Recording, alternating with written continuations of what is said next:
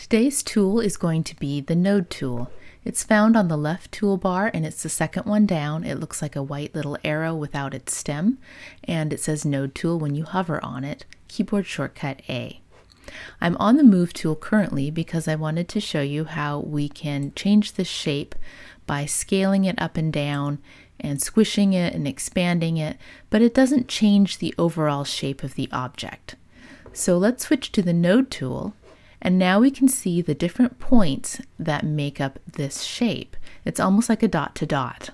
So I can now pick up these points when I have the Node tool on, and I can manipulate them and move them around, and I can change this into something completely different.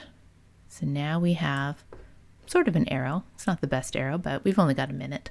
Now there's more you can do with nodes, but the basics of what the Node tool does is move the points around.